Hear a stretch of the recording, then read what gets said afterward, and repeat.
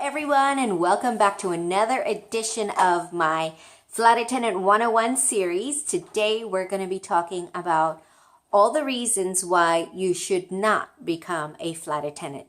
So again, trusty notebook right here. I'm going to be reading these to you. I have 10 good reasons why you should not be a flight attendant. If any of these things apply to you, you may want to consider. Obviously, this video is for people that have never been in the industry and don't know what they're getting into. So, first of all, and these are not in any particular order of like bad to worse or anything like that. These are just in random order. So, first of all, you should not become a flight attendant if you are not a people person. And by not being a people person, I mean, if you find that at least once a day you're saying, I hate people. Or even more than once a day, which I hear people say all the time. If you find yourself saying, I hate people, I hate being around people, even though the flight benefits are excellent, and the benefits of being a flight attendant are excellent, if you can't get along with your customers, if you can't be there to be the face of your company and to provide excellent customer service, you shouldn't do it. You should just probably find something else. Maybe something over the phone. I don't know. Just not face to face, because people can read expressions. And if you're just in a disgusted state all the time because you have to, serve them or deal with screaming kids and stuff like that, it's probably not for you. Okay. Number 2, if you have tattoos and or gauges, you're probably not going to be able to be a flight attendant. Now, nowadays, tattoos and gauges are pretty much the norm. I think maybe about 30 years ago, they had maybe 30 plus years. Anyone with a tattoo was considered probably not a nice person, and that's why the airlines really have such a low tolerance for tattoos. Now, I do know that obviously people with tattoos get hired, but you have to be really careful with that. If you have tattoos, even if you think they're inconspicuous, like if they're behind the ear, or I've seen people that put them like right there, or they'll do something where the ring is, or here, anywhere that is visible or that could be visible with just, a stretch of the sleeve or something like that, you're probably not going to be able to be a flight attendant. And then as far as the gauges are concerned, I know that's the fad and everybody loves gauges, but guys, you're not allowed to have earrings. And that's, I think, universal. I don't know that any airline allows flight attendants to have earrings. You probably could have the holes, but you can't have the big holes from, having your ear stretched by a gauge. And same thing for girls. So if you love tattoos and you have a lot of artwork that you just love, flight attendant may not be for you. All right, number 3, and this is an easy one. If you get motion sickness very easy, this is not the job for you. We are constantly going up, going down, going up, going down. When there's turbulence, it's like, I compare it to being on a roller coaster. So if you get motion sickness very easy, flight attendant may not be for you. Number 4, if you like stability, if you like routine, flight attendant is probably not going to be for you.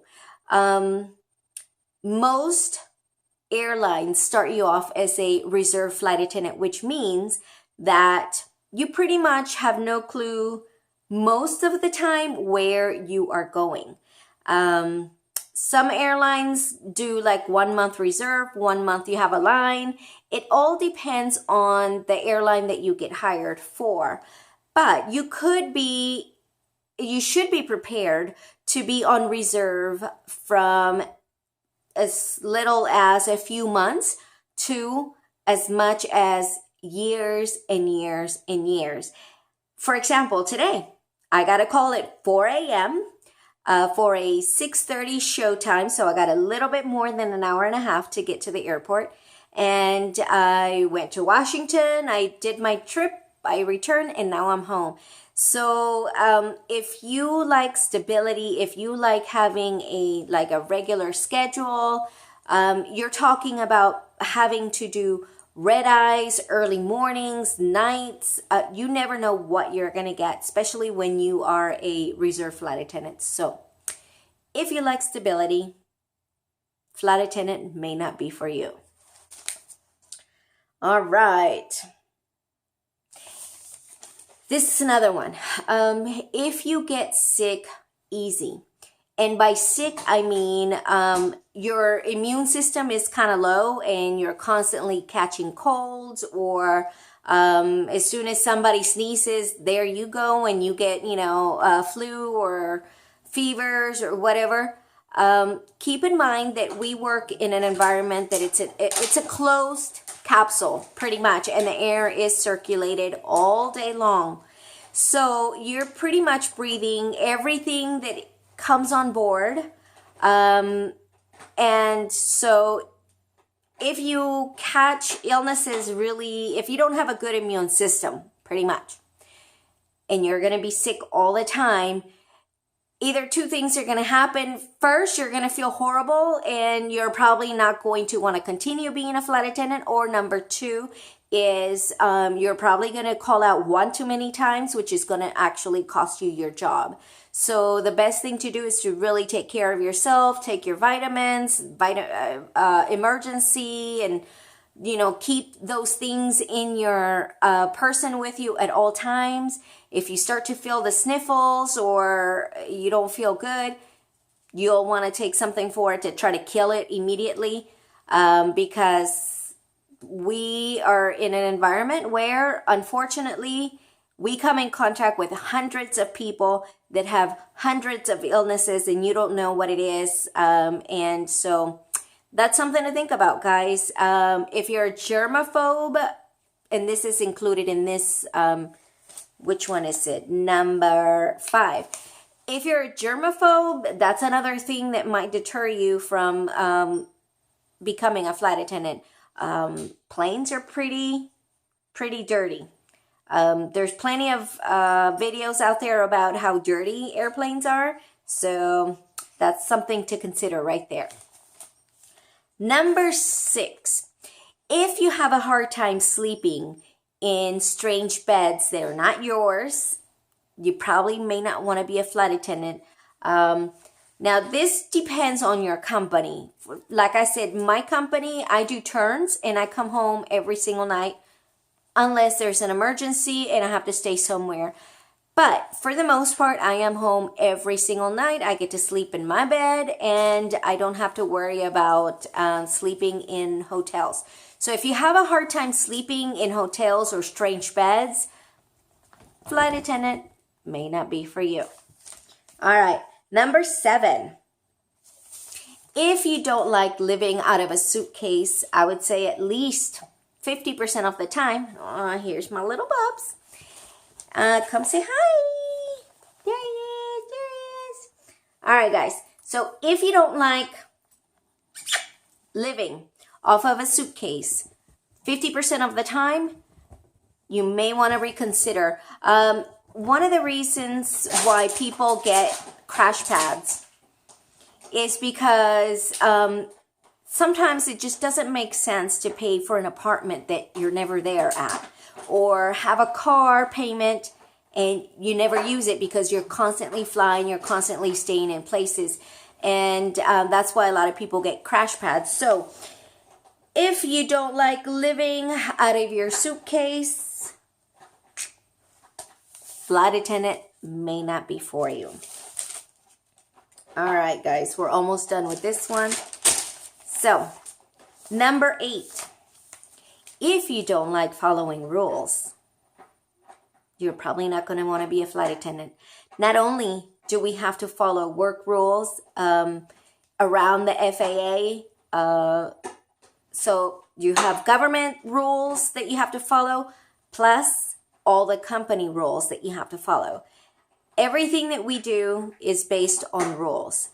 So if you're a very free spirit and you don't like authority or set rules and regulations that you have to do each and every single time, if you're, the creative type, this job may not be for you. Number 9,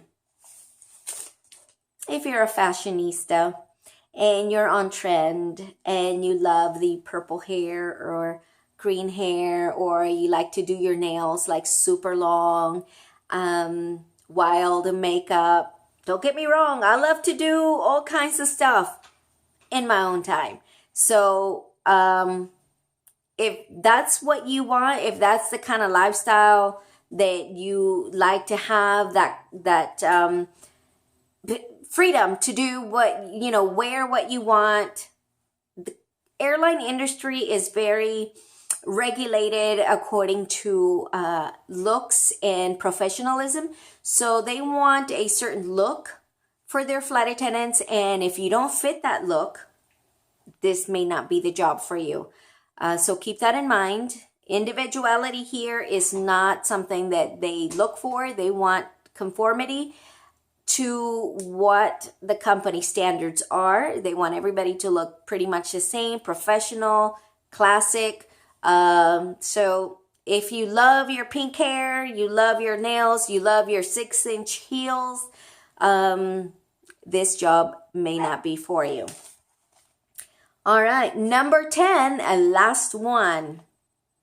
If you are afraid of emergency procedures, medical incidents, or any fires that may occur on board, if you freeze under pressure, or you tense up under high pressure situations, or you don't know, or you freeze, this job may not be for you. Luckily, for the most part, we don't have to deal with medical emergencies on a day-to-day basis. However, when something happens, you have to be able to react immediately and appropriately. So someone's life could actually depend on you for whatever may be happening to them on board. And you may be the only lifeline to that person until that plane can land and have proper emergency personnel attend to that person. So you are going to be a medic, you're going to be a firefighter, you are going to be an MMA fighter if anything happens on board, anybody tries to hijack. So if these things scare you and you think that you may not be able to cope with the high pressure of having to do some of the things that we have to do, this job may not be for you. Again, guys, I want to say, if being a flight attendant is your dream, go ahead and do so. Please apply to all the companies that are out there. Everyone is always hiring at somewhere. Just be prepared to move and, be prepared to provide excellent customer service. I want to thank each and every single one of you for coming back to my channel and watching. If you're not subscribed yet, go ahead and do so. I bring videos like this all the time, and I also vlog about my personal life. I do want to say a couple of thank yous to some of my regulars that watch me all the time. And so I want to say hello to Peter Anderberg from Sweden. I want to say a shout out to Tatiana and to Bo XOXO. Also, hello to Tim Hall from the UK. Lalo, of course, you, Garota de Ipanema, and thank you to Dariana Doherty. I used to work with her a couple of years ago, and she gave me a shout out. So thanks, guys, for watching. I love you guys.